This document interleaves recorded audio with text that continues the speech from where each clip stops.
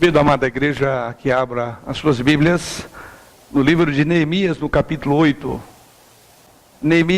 Livro de Neemias, no capítulo 8. Assim nos diz o Senhor por meio da sua palavra. Em chegando o 7º mês, e estando os filhos de Israel nas suas cidades, todo o povo se ajuntou como um só homem na praça diante da porta das águas, e disseram a Esdras, o escriba, que trouxesse o livro da lei de Moisés, que o Senhor tinha prescrito a Israel. Esdras, o sacerdote, trouxe a lei perante a congregação, tanto de homens como de mulheres, e todos que eram capazes de entender o que ouviam. Era o primeiro dia do 7º mês.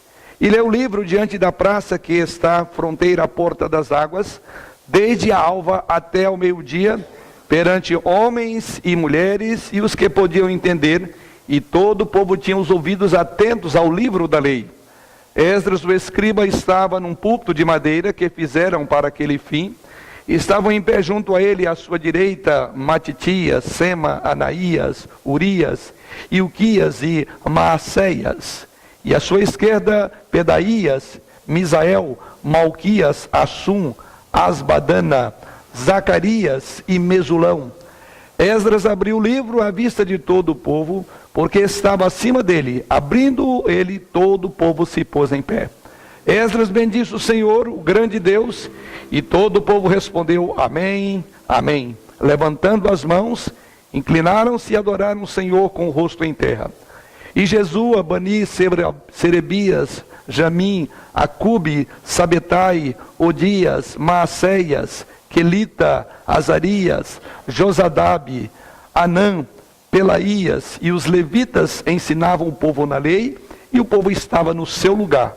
Leram no livro da lei de Deus, claramente dando explicações, de maneira que entendessem o que se lia. Neemias, que era o governador, e Esdras, sacerdote e escriba, e os levitas que ensinavam todo o povo, lhe disseram: Este dia é consagrado ao Senhor vosso Deus, pelo que não pranteeis nem choreis, porque todo o povo chorava ouvindo as palavras da lei. Disse-lhes mais: Ide, comei carnes gordas, tomai bebidas doces, e enviai porções aos que não têm nada preparado para si, porque este dia é consagrado ao nosso Senhor. Portanto, não vos entristeçais, pois o grito do Senhor é a vossa força. Os levitas fizeram calar todo o povo, dizendo: Calai-vos, porque esse dia é santo, e não estejais contristados. Então todo o povo se foi a comer, a beber, a enviar porções e a regozijar-se grandemente, porque tinham entendido as palavras que lhes foram explicadas. No dia seguinte, ajuntaram-se a Esdras, o escriba, os cabeças das famílias de todo o povo, os sacerdotes e os levitas, e isto para atentarem nas palavras da lei. Acharam escrito na lei que o Senhor ordenara por intermédio de Moisés que os filhos de Israel habitassem em cabanas durante a festa do 7º mês, que publicassem e fizessem passar pregão por todas as suas cidades em Jerusalém, dizendo: Saí ao monte e trazei ramos de oliveiras, ramos de zambujeiros, ramos de murtas, ramos de palmeiras e ramos de árvores frondosas, para fazer cabanas, como está escrito. Saiu, pois, o povo, trouxeram os ramos e fizeram para si cabanas, cada um no seu terraço, e nos seus pátios, e nos átrios da casa de Deus, e na praça da porta das águas, e na praça da porta de Efraim. Toda a congregação dos que tinham voltado do cativeiro fez cabanas, e nelas habitou, porque nunca fizeram assim os filhos de Israel, desde os dias de Josué, filho de Num, até aquele dia. E houve muito grande alegria. Dia após dia, leu Esdras no livro da lei de Deus, desde o primeiro dia até o último. E celebraram a festa por 7 dias. No 8º dia, houve uma assembleia solene, segundo o prescrito. Em abril de 1521, o santo imperador romano Carlos V foi à pequena cidade de Worms, na Alemanha, onde ele havia convocado para aquela ocasião uma assembleia imperial. Lá em Worms estavam unidos bispos, arcebispos, príncipes do império, representantes das cidades livres, Acima de todo estava o Augusto Carlos V, rei da Espanha, e o santo, assim chamado também imperador de Roma. Diante daquela assembleia imponente estava o humilde monge da escola de Agostinho, o monge agostiniano Martinho Lutero, vestido com um capuz de monge, e de pé diante de uma mesa onde estavam folhetos, tratados e escritos publicados por ele, e Johann von Erck, assistente do arcebispo Trai, que serviu como interrogador, mandou primeiramente que Lutero dissesse algo sobre aqueles escritos, se reconhecia como sendo material seu. E Lutero assumiu a autoria de todo aquele material que estava posto diante da mesa e de todas as autoridades do império na época. Erck também perguntou se o teólogo iria se retratar das heresias que estava publicado naqueles documentos diante da mesa. Percebendo então a importância da sua postura, Lutero pediu um tempo para escrever a sua resposta de uma maneira formal. Foi-lhe concedido 24 horas para preparar a sua resposta. E no dia seguinte, estava lá Martinho Lutero, diante daquela assembleia, e pronunciou o discurso que haveria de mudar a história e modificar para sempre a história da igreja. O mundo e a igreja jamais voltariam a ser os mesmos depois que Lutero fez a sua declaração arrebatadora naquela ocasião. Um simples monge, um teólogo sem fortuna, sem poder, como assim reza a própria história, Lutero então ficou diante dos governantes da Alemanha e disse, abre aspas, desde que vossa serena majestade e vossas senhorias buscam uma resposta simples, eu a darei, assim, sem chifres nem dentes, a menos que seja convencido pelo testemunho das Escrituras, ou por mera razão, pois não confio nem no Papa, nem nos concílios somente, pois é bem sabido que eles frequentemente erram e se contradizem. Eu estou atado pelas Escrituras, que já citei, e a minha consciência é escrava da palavra de Deus. Eu não posso e não irei me retratar de nada, já que não é seguro nem correto agir contra a consciência. Pouco depois do protesto de Lutero e de ter iniciado assim a reforma, a igreja na Alemanha e outros mais, em várias partes do mundo cristão daquela época, também voltaram-se para as Escrituras e nela descobriram as verdades que haviam ficado obscuras através dos séculos de tradições eclesiásticas romanas. Nas montanhas da Suíça, um outro grande reformador, João Calvino, surgiu também como um dos líderes da reforma. E ele, assim como Lutero, se tornou um fervoroso estudante da Bíblia, e para ele também a Escritura era a autoridade máxima, a autoridade suprema da igreja. Os protestantes suíços, como seus irmãos alemães, eram protestantes verdadeiros, pois sempre exigiam que cada assunto fosse testado pela autoridade de sola Scriptura. Com esta afirmação retumbante de somente a Escritura ou sola Scriptura, todos os verdadeiros cristãos irão concordar. Sola Scriptura, irmãos, é o fundamento indispensável da fé cristã. De uma fé que haverá de sobreviver aos mais letais ataques, como no passado e no presente tempo. Se a igreja do século XXI não for fiel e proclamar sola Escritura, chegou a hora então de outro protesto. Um protesto contra os protestos ou os projetos humanos em favor da palavra de Deus. E hoje, duramente, sola Escritura, somente a Escritura está sendo mais uma vez atacada nas mais variadas formas. Quando olhamos para o texto que temos para meditar esta noite, o que vemos aqui é mais uma vez a volta às Escrituras Sagradas.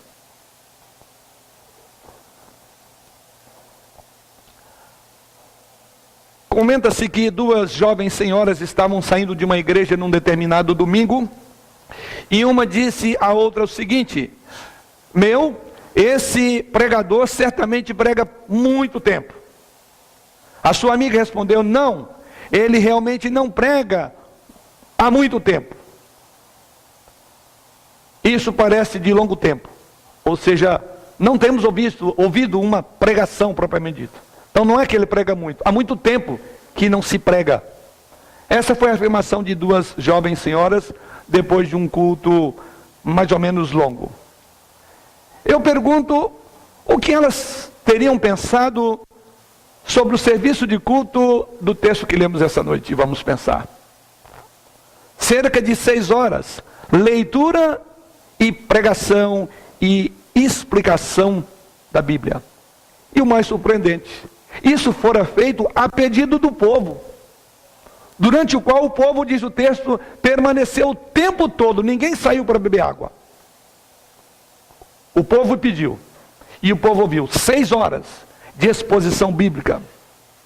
E não só isso, eles voltaram no dia seguinte para mais, diz a própria Escritura Sagrada, no versículo de número 18.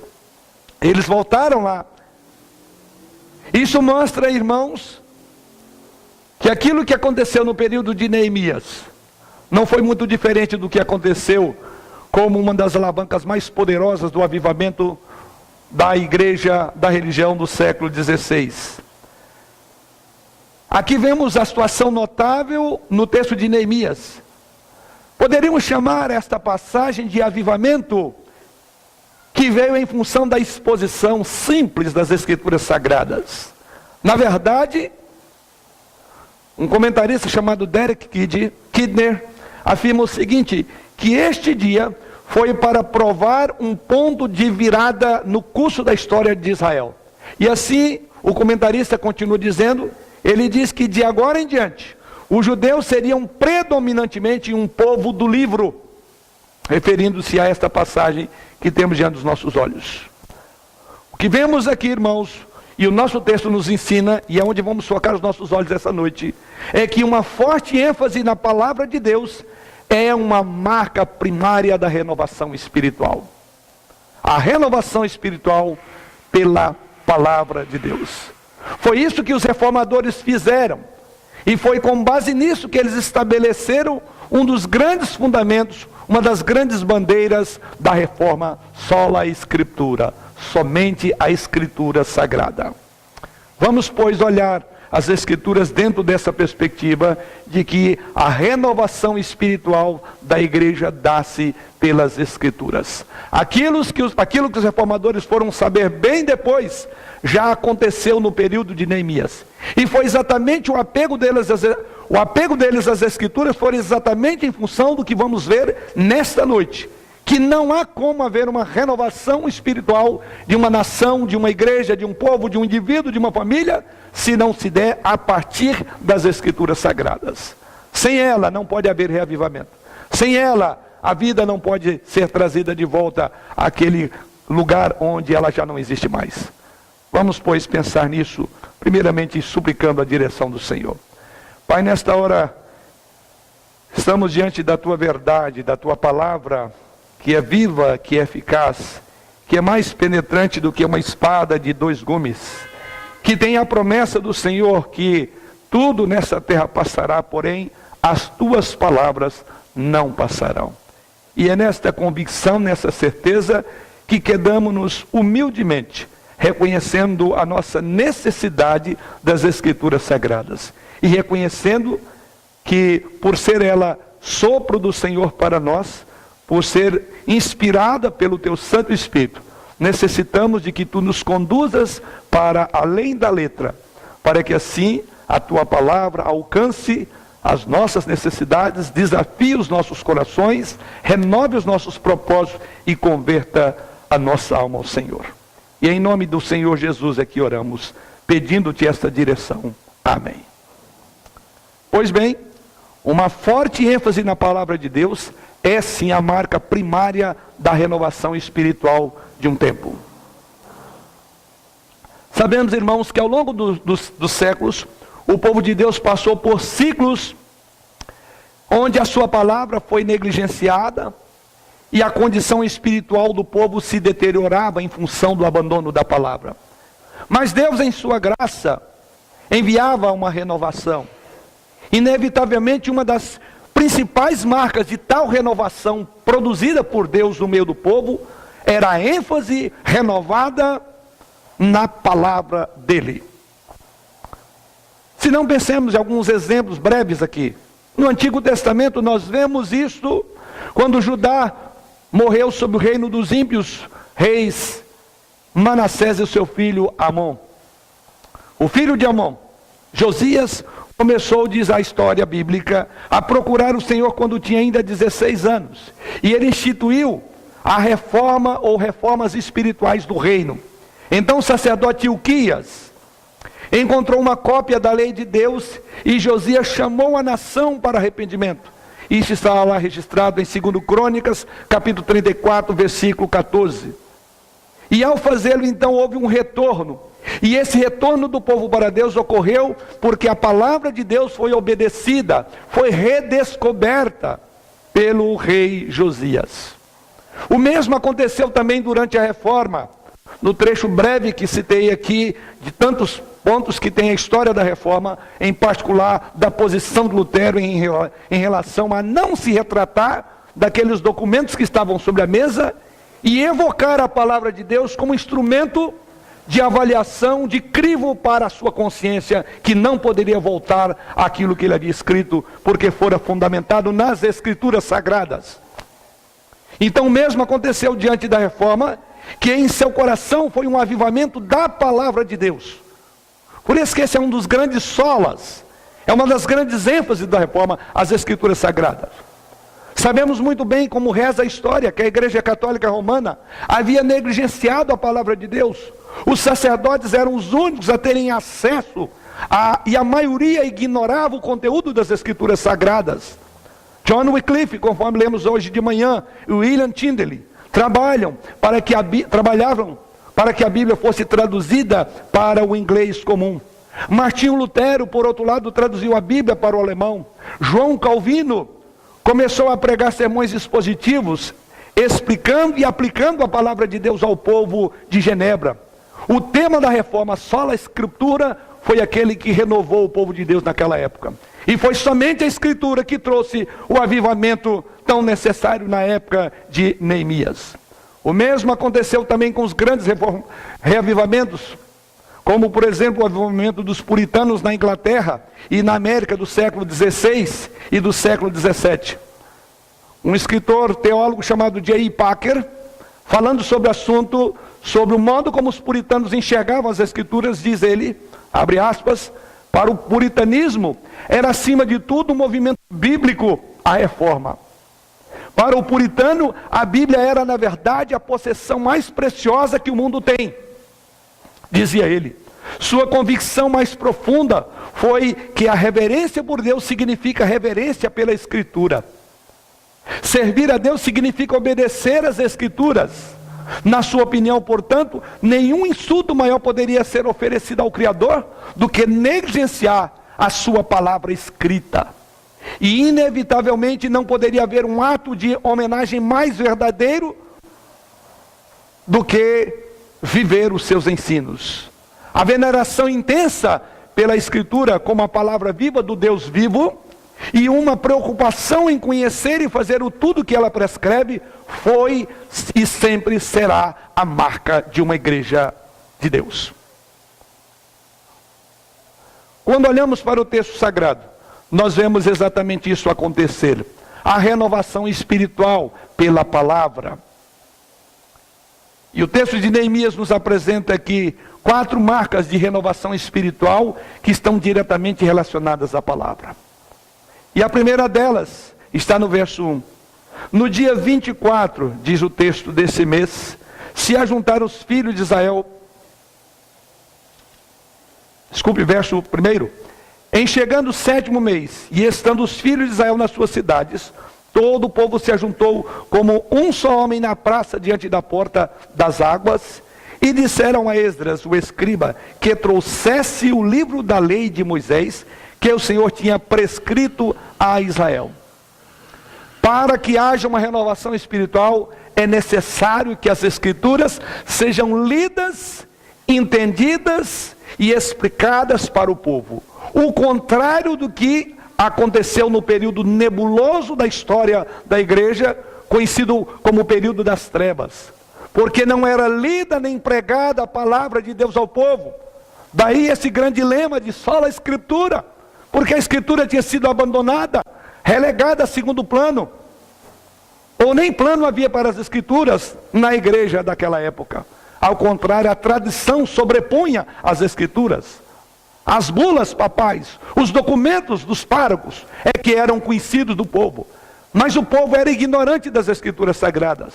O que vemos no texto sagrado aqui é que no contexto da época de Neemias, que passara já por um processo de reavivamento ou de restauração dos muros, o povo estava de volta à sua terra. Agora era necessário haver também uma restauração não só dos muros, da estrutura física para a habitação do povo, mas uma restauração das vidas.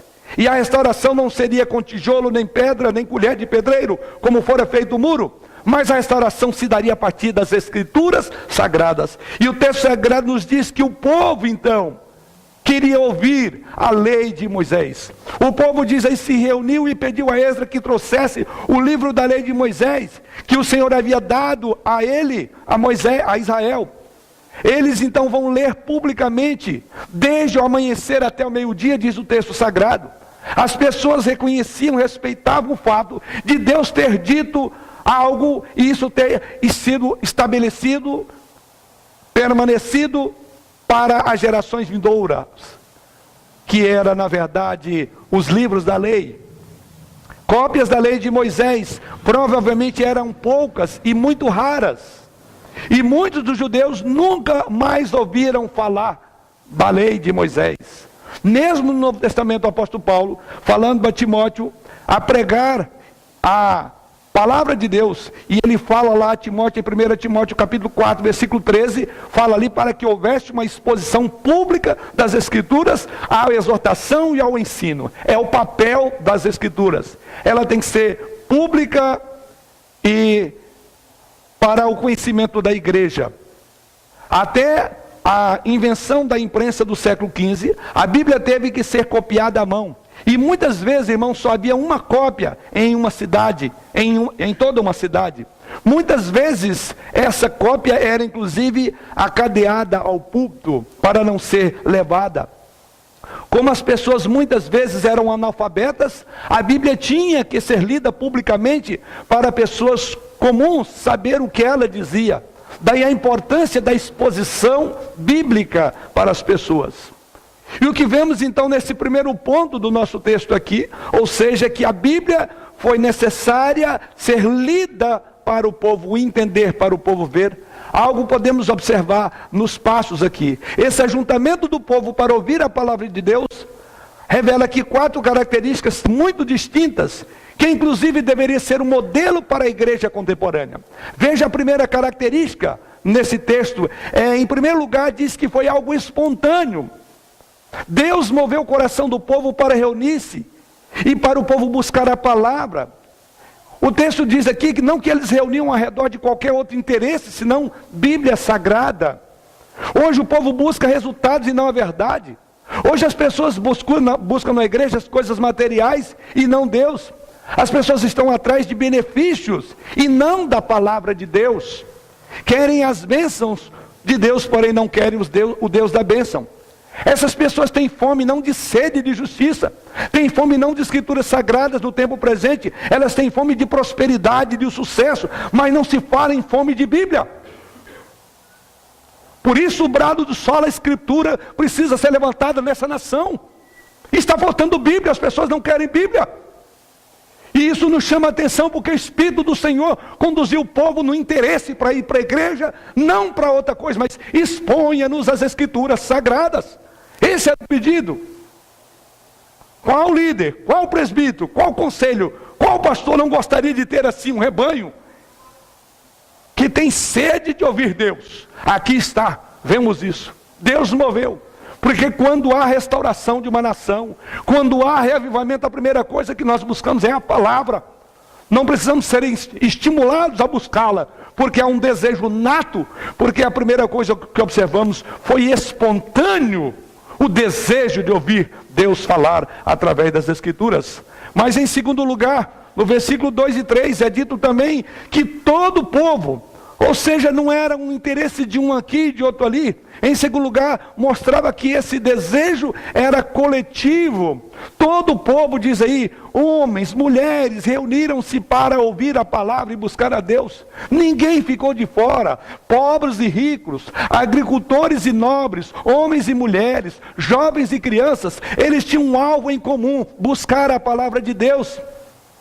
Precisamos, irmãos, de ter vontade de nos reunir, não apenas para ouvirmos cantores famosos, corais e pregadores famosos, mas temos que ter os desejos e os ouvidos ávidos por palavra de Deus, Bíblia Sagrada. O centro do culto é a pregação da palavra de Deus.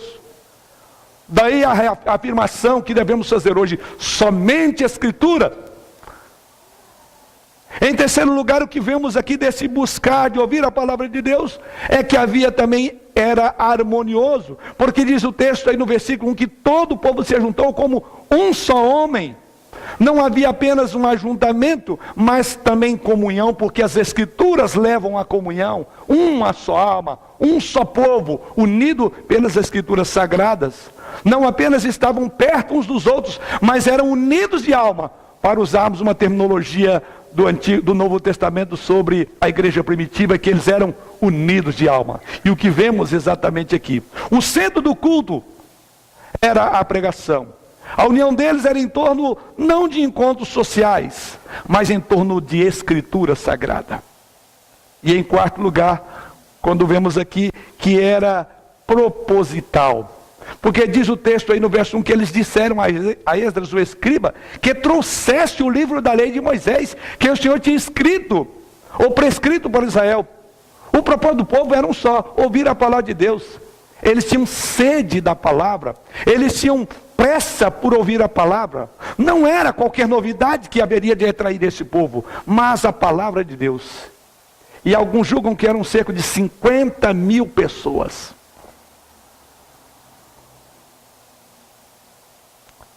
Eu argumentaria que a força de uma igreja estará em proporção direta ligada ao número de pessoas que a igreja tem que lê e estuda a Escritura Sagrada. A força da igreja está naqueles que leem, naqueles que são ávidos, como esse povo na época de Neemias. Trazendo para nós quão forte é a nossa igreja, considerando por esse aspecto. Quantos temos aqui que são ávidos, que vêm para ouvir Bíblia e não outra coisa? Irmãos, vivemos em uma cultura onde quase todos sabemos ler. Aqueles que não sabem ler ou não sabem ler bem, podem aprender, e tem muitas fontes, muitos meios para isso. Temos várias traduções da Bíblia em nosso idioma, no nosso país. E, no entanto, a maioria dos cristãos brasileiros passam muito mais tempo em entretenimento, em computador, sentados diante de um aparelho de TV, escravizados pelo lixo da internet, e pouco têm demandado o seu tempo no estudo da palavra de Deus. Só a Escritura é para você e para mim hoje. Foi um preço muito caro pago para que esses homens não abrissem mão desse princípio. O que temos feito dele como igreja, que tem como seu fundamento só a Escritura? Realmente as Escrituras têm sido o desejo do seu coração? Você tem sido ávido por ouvir Escritura Sagrada quando você sobe à igreja? Para o bem da sua alma, eu desafio, querido, você ler e reler as Escrituras todos os dias da sua vida. Se você quiser renovação espiritual na sua vida, no seu casamento, na sua família, nas suas relações, ela não virá a você se não for através das Escrituras. Foi isso que promoveu o revivamento do século XVI, da reforma do século XVI. Porque a reforma do século XVI recapitulou aquilo que aconteceu na época de Neemias. Porque os reformadores olharam para textos como esse e disseram: não podemos abrir mão da Escritura, porque ela é a única base, é o meio pelo qual Deus levanta um povo da ignorância, das trevas, do pecado, e o traz para si, porque ela é poderosa, ela por si só, somente a Escritura. Mas passemos aqui a um segundo aspecto que podemos olhar nesse texto, dentro da perspectiva maior da renovação espiritual, se dá pela palavra, primeiramente, quando ouvimos a palavra. Em segundo lugar, a renovação espiritual do povo se dá quando ouve reverentemente a palavra. Veja o versículo 5 e 6 do texto sagrado. Esdras bendisse o Senhor, o grande Deus, e todo o povo respondeu, amém, amém. Levantando as mãos, inclinaram-se e adoraram o Senhor com o rosto em terra. E Jesua, Bani, Serebias, Jamim, Acube, Sabetai, Odias, Maceias, Quelitita, Azarias, Josabade, Anã, Pelaías e os levitas ensinavam o povo na lei, e o povo estava no seu lugar. Algumas expressões muito ricas nesse texto. Primeiro, aquele desejo de que a Bíblia fosse exposta a eles. E agora vemos aqui que eles estavam muito cientes de que Deus estava falando. Então esse é outro elemento fundamental para que haja renovação espiritual no povo de Deus, é um ouvir, não de qualquer forma, mas um ouvir reverente da palavra. As pessoas que lemos no nosso texto foram atentas e reverentes quando a palavra de Deus foi lida para elas. O versículo 3 menciona a atenção que deram. Os versículos 5 e 6, como lemos, mostram a sua reverência. Diz o texto aí que eles levantaram como se fosse cumprimentar um visitante real. E então diz que eles se curvaram em adoração. Eles não estavam adorando o pergaminho real que Esdras segurava em suas mãos, vindo de Moisés, mas sim o Deus de quem aquele pergaminho falava. As palavras ali eram palavras de poder. Era a revelação do amor gracioso de Deus, da maneira como Deus fizera juízo no passado sobre os seus pais. E diz que aquilo concitou-os a uma adoração reverente. E eles quedaram-se diante da palavra. Reverência. A atenção é inspirada pela reverência. Se mantivermos nossa reverência por Deus, e o que de fato Ele está nos falando através da sua palavra, prestaremos atenção ao que Ele diz quando Ele está falando pelas Escrituras. Se nos esquecermos de que esta é a palavra de Deus vivo para nós, as nossas mentes irão para outros lugares que não há atenção ao texto e à mensagem exposta. E o povo estava aqui, 6 horas, sem piscar, atentos, reverentes. O que aprendemos aqui?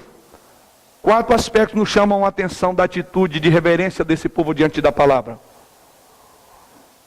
Primeiro, no verso 3, é dito aí que eles ouviram com os ouvidos atentos. Porque o texto diz que o povo permaneceu desde a alva até o meio-dia, sem sair do lugar. Versículo 7. Com os ouvidos atentos. E Jesus diz aí no final do verso de número 7, e o povo estava no seu lugar. 6 horas, todo mundo no devido lugar, prestando atenção, reverenciando. Que cena, eu imagino, 50 mil pessoas no lugar, a céu aberto, e toda aquela atenção concentrada. Deus estava presente no meio do povo através da palavra. Isso foi o suficiente para atrair a atenção, os olhares, o coração, o desejo, a alma do povo era um só. Deus foi colocado diante do povo.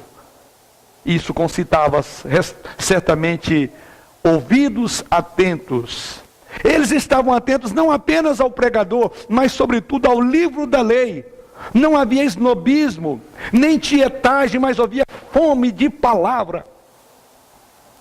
Nos versículos 2, 3 e 8, há algo mais aí que é dito, que a mente deles fora despertada. Ou seja, a explicação que se dava pelas Escrituras era lógica, para que eles entendessem, a mente deles foi despertada. O revivamento não foi um apelo às emoções, não foi uma chantagem emocional, como se fazem muitos públicos por aí, para fazer o povo rir, dar gargalhada. Mas foi um apelo ao entendimento. E quão importante é isso com relação às Escrituras? Porque certamente a superstição irracional é a marca do paganismo. profeta Oséias disse isso lá em Oséias 4, versículo 6, quando ele diz: o povo está sendo destruído porque lhe falta conhecimento.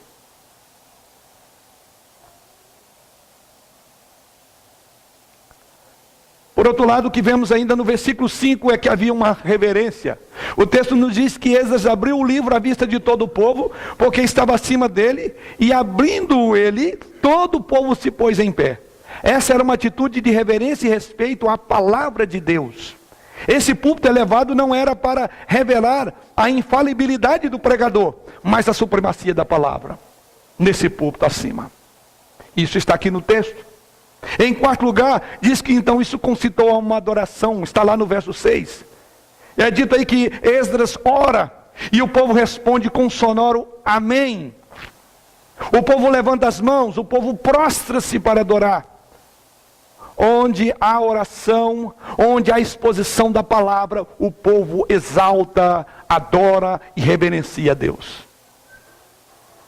A renovação espiritual então vem através do ouvir da palavra. Em segundo lugar, a renovação espiritual se dá pela reverência quando a palavra de Deus é lida e pregada. Mas passemos ao terceiro aspecto da renovação espiritual que se deu pela palavra, conforme o texto. Para que haja renovação espiritual, a palavra de Deus também deve ser ensinada. E é um dos pontos fortes desse texto. Os versículos 7 e 8 relatam isto. Já lemos o verso 7 e o verso de número 8 diz: leram no livro da lei de Deus claramente, dando explicações de maneira que entendesse o que se lia. Ao contrário daquilo no período das trevas da igreja romana, que era obliterar a mente do povo, tornar mais confuso, porque não era exposto às escrituras, mas sim à tradição.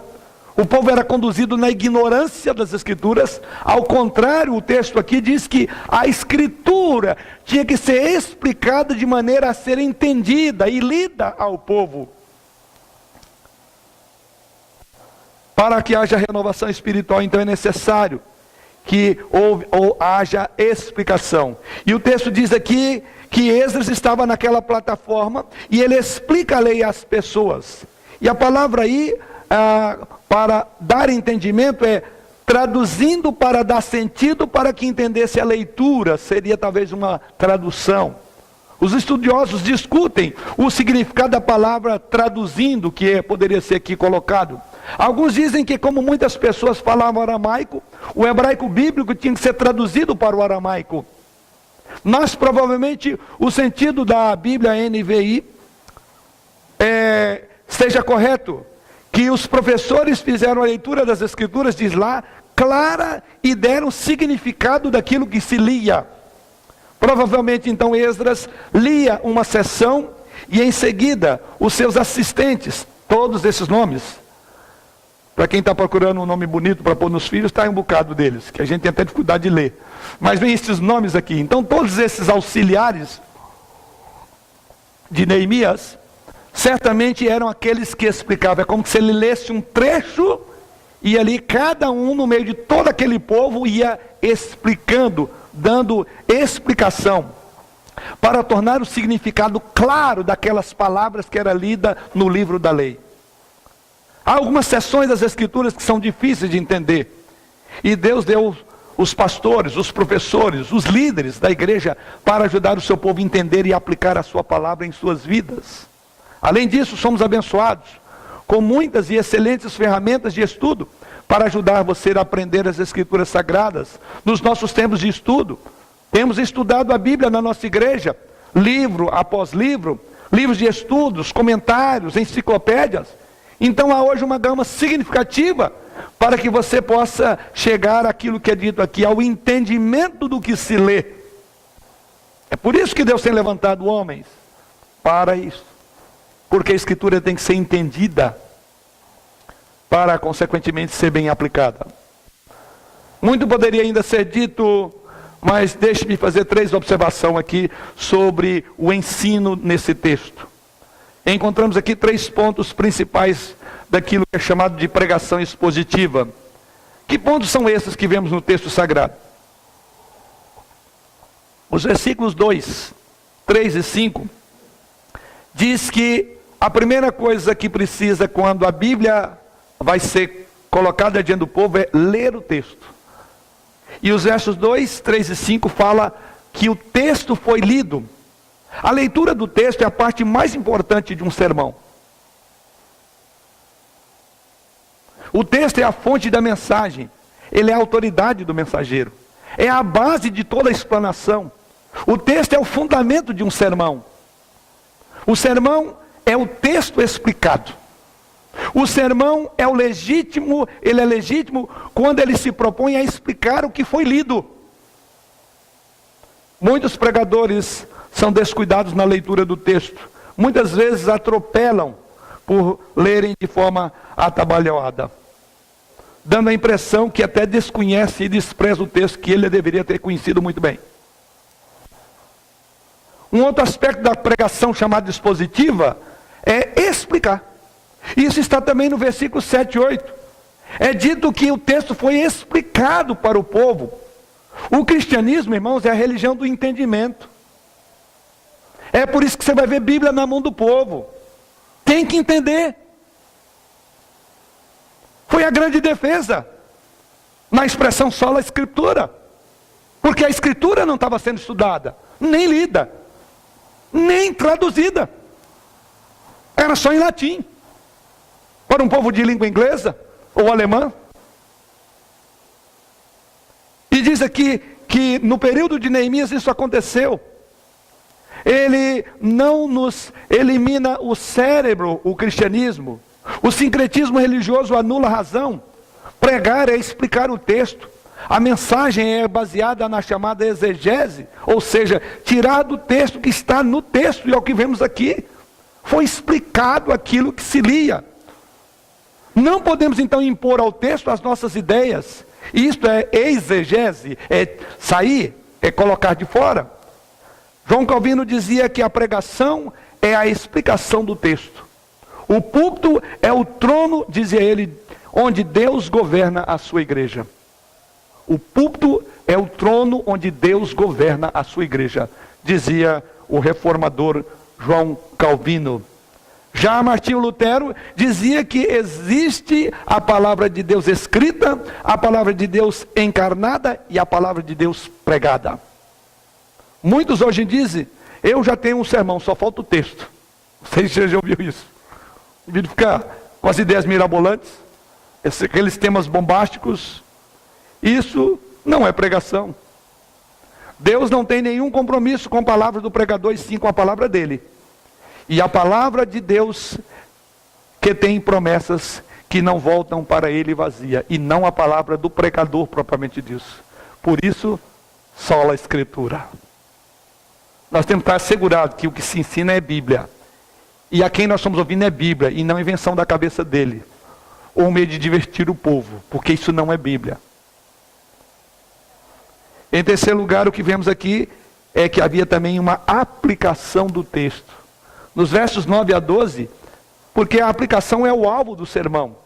O sermão precisa de alcançar o coração dos ouvintes como uma flecha. A mensagem não é só verdadeira, mas também ela é relevante. Para usar uma figura de John Stott, o sermão é uma ponte, diz ele, entre dois mundos. Ele liga o texto ao antigo ouvinte e ao ouvinte contemporâneo. O pregador traz o texto antigo à audiência moderna, diz ele. O sermão leva a voz de Deus aos ouvintes contemporâneos. Se não interpretarmos o texto de forma correta, nós vamos então aplicá-lo de forma distorcida. E não faltam pregadores e igrejas que aplicam o texto de forma distorcida. Lê uma coisa, lê gaguejando e fala outra. Fala as visões que vêm do coração, mas não o que vem da boca do Senhor.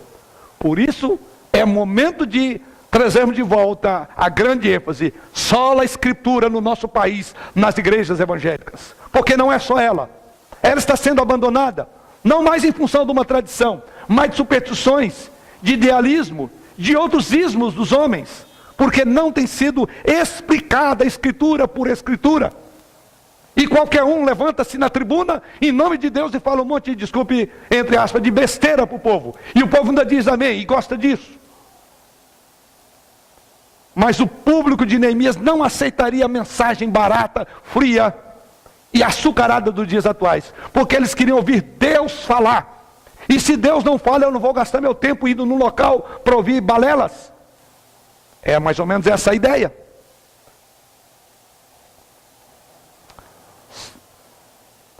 Vamos prometer o que Deus não está prometendo e corrigir quando Ele não está corrigindo? Essa é a pregação dos dias atuais. A posição a que nós devemos manter hoje com toda firmeza é de uma igreja que realmente tenha fidelidade na pregação da palavra. É uma igreja que esteja comprometida com a palavra de Deus acima de todas as coisas. A aplicação da palavra de Deus é tão importante que agora caminhamos para a última parte dessa mensagem.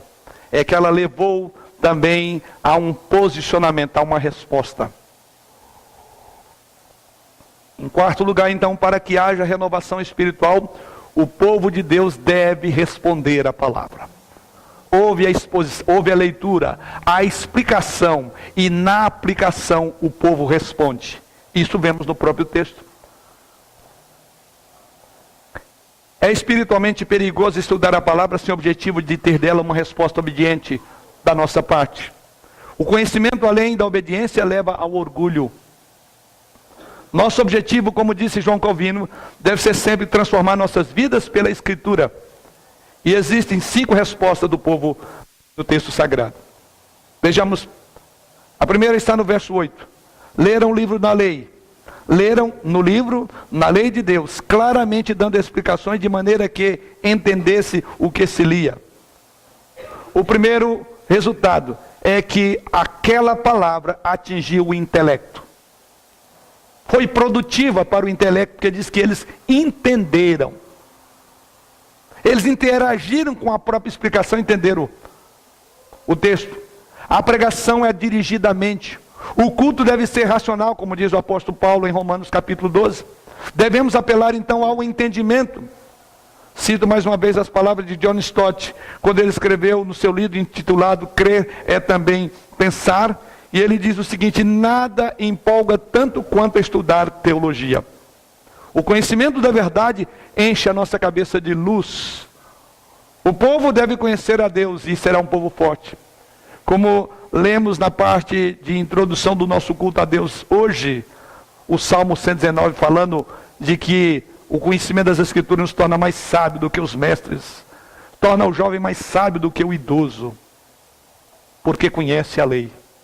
E a palavra de Deus atingiu o intelecto do povo, porque diz que o povo entendeu a mensagem. Em segundo lugar, atingiu também as emoções. Observe os versos 9 a 12. Diz então que Neemias, que era o governador, e Esdras, sacerdote e escriba, e os levitas que ensinavam todo o povo, disseram: este dia é consagrado ao Senhor vosso Deus, pelo que não pranteeis nem choreis, porque todo o povo chorava ouvindo as palavras da lei. Atinge o intelecto, e o intelecto mexe com as emoções. E diz aqui que o povo pranteou e envolveu o povo. E este fato pode ser provado por 2 reações quando o povo ouviu a palavra. Primeira delas é o choro, conforme lemos no verso 9. Diz que o povo chorou por causa do pecado. A palavra de Deus produz quebrantamento. A palavra de Deus produz arrependimento, produz choro pelo pecado. O verdadeiro conhecimento deve nos levar às lágrimas. Então eu tenho sérias dúvidas de palestrantes no país hoje, que são ouvidos por muitos de nós aqui, que só faz você dar gargalhada. E não são poucos. E muitos crentes estão entuchando o ouvido dessas besteiras.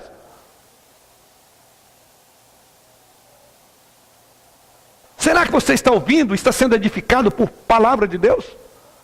Quando o intelecto é convencido, o coração se quebranta. E o que vemos aqui é que o povo chorou por causa do pecado. O verdadeiro conhecimento então deve nos levar às lágrimas. E por que digo isso? Porque quanto mais perto de Deus você está, mais consciência você terá de que é pecador, e você haverá de chorar pelos seus pecados.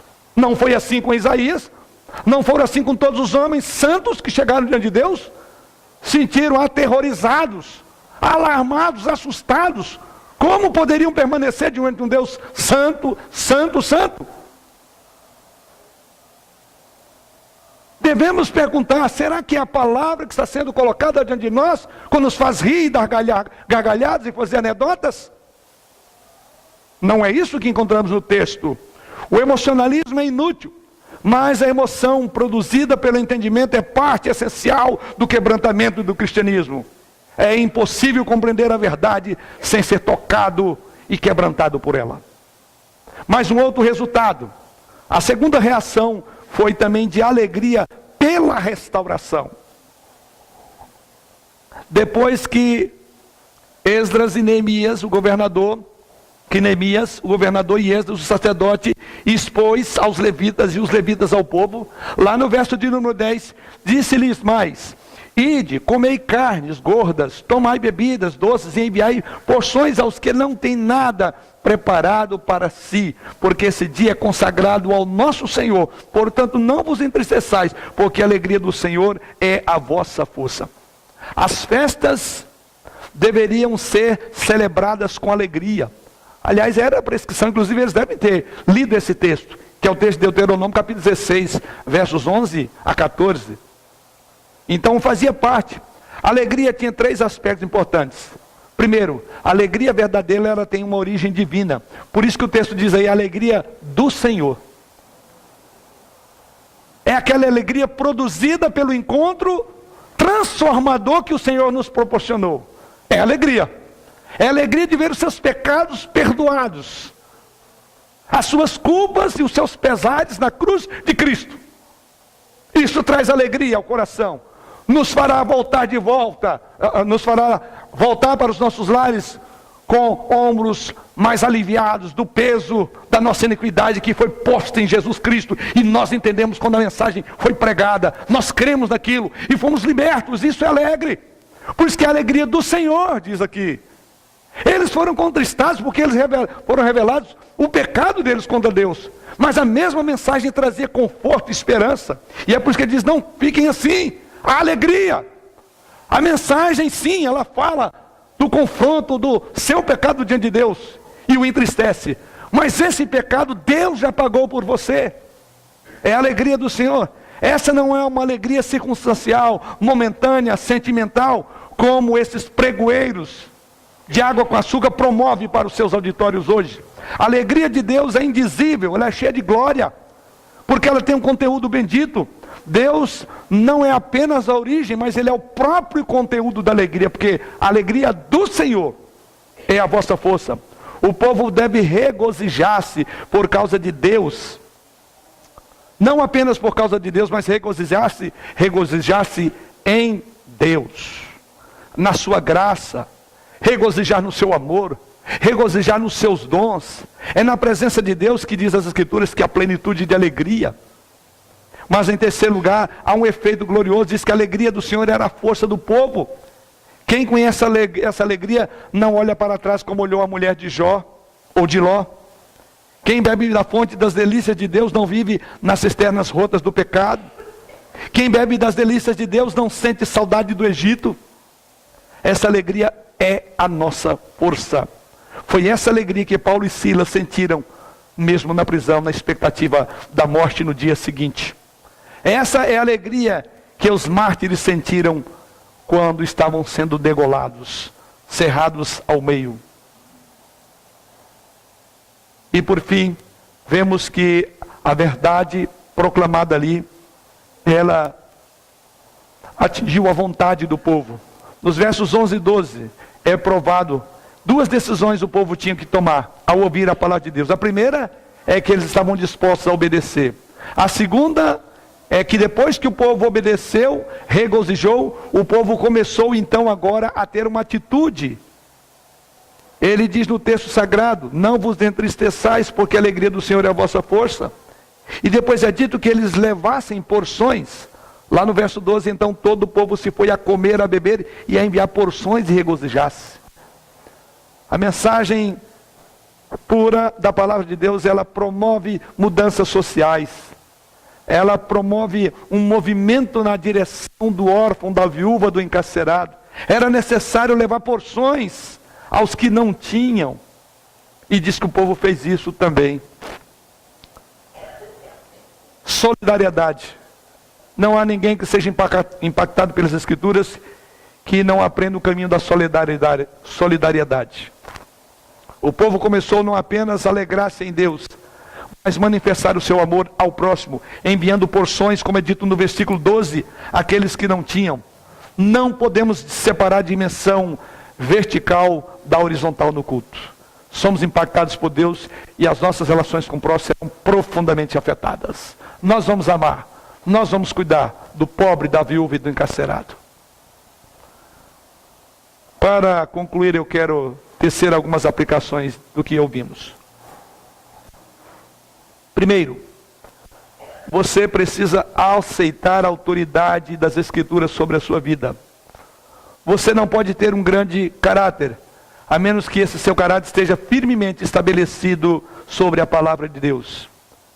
Aprenda a confiar na autoridade das Escrituras para a sua vida. Jesus disse: se vocês me amam, vão guardar os meus mandamentos, conforme João capítulo 14, versículo 15. O apóstolo João, no outro contexto, no outro texto, ele diz que se nós amamos a Jesus, se nós amamos aqueles que amam a Jesus, nós saberemos se o conhecermos, se guardarmos os seus mandamentos. E o apóstolo João continua dizendo em João capítulo 2, versículo 1 João 2, versos 3 em diante, ele diz que você não pode dizer que conhece a Deus se você não cumpre os mandamentos. E ao contrário, ele diz que essa pessoa é uma mentirosa e a verdade não estará nela, mas sim aquela que guarda a palavra dele, de Deus, esse tem o amor de Deus. Então, sinônimo de amor aqui é conhecimento e guardar a palavra de Deus. Então, primeiramente, aceite a autoridade de Deus como norma para a sua vida. Não seja guiado pelas ilusões dos homens, mas faça como o povo na época de Neemias diz: Senhor, eu preciso da tua palavra. Ela é verdade para mim, e é por ela que eu quero me guiar. Em segundo lugar, nenhuma vida está completa sem uma compreensão precisa da palavra de Deus. A nossa vida espiritual depende do alimento que Deus dá através da Bíblia. Então você precisa de entender as Escrituras. Então defina um tempo para conhecer todo o conselho de Deus. Não limite só os domingos à noite, ou a escola dominical, que é muito pouco. Mas invista tempo. Como disse, existe muito material disponível. Invista. Então, uma vida cristã completa precisa de uma compreensão da palavra de Deus. Terceiro lugar, não há crescimento espiritual sem obediência à palavra, aquela palavra revelada de Deus. Ouvir a verdade não é suficiente. Devemos obedecer como o povo na época de Neemias. Devemos seguir as verdades. Se é verdade, eu tenho que seguir a verdade. Se é palavra de Deus, ela é a autoridade máxima para eu segui-la. Devemos agir sobre essas verdades. Foram essas verdades aprendidas por Lutero que o fez levantar contra todas as autoridades. Eu não posso ir contra a minha consciência. E a minha consciência está fundamentada nas Escrituras. Quantas verdades os nossos jovens têm ouvido no âmbito universitário? Quantas verdades estão sendo criadas no nosso país? Tudo hoje é relativo. Você precisa obedecer a palavra como a única verdade de Deus para todas as áreas da sua vida. Em quarto e penúltimo lugar, a obediência à palavra de Deus traz alegria, como trouxe. Porque nos faz ficar tão próximo de Deus, ao ponto que nos alegramos com a fala dele. Assim, trouxe alegria, porque a alegria do Senhor é a vossa força, diz o texto sagrado no verso de número 10. Somos um povo alegre, apesar das circunstâncias, das lutas, que não as ignoramos. Mas a alegria do Senhor nos faz regozijar onde outros reclamariam. Porque compreendemos que há graça, que há misericórdia e há perdão em meio às nossas lutas. Não negligencie estar juntos com os crentes. Como o povo, a uma só alma estava ali. Não negligencie a pregação expositiva de domingo. Não negligencie o conhecimento e a adoração pública, juntando-se a outros irmãos. E por fim, o ponto de partida para qualquer reavivamento nacional é um retorno à palavra. A exposição da palavra de Deus levou a uma restauração nacional nos dias de Neemias. A exposição da palavra de Deus que manteve a reforma do século XVI de pé. Só a Escritura, que somente a Escritura nos apeguemos como reformados, em meio a tantas outras vozes, que mantenhamos a mesma firmeza, convicção que aqueles que nos antecederam há 500 atrás se firmaram na verdade de que somente a Escritura. Que assim, essa Escritura possa conduzir-nos em tempos tão difíceis como dias ainda inimagináveis que virão sobre nós. Mas é a Escritura. Grave bem, ela é a única que tem a sanção de que não passará. Tudo passará, menos a Escritura. Portanto, só a Escritura. Amém.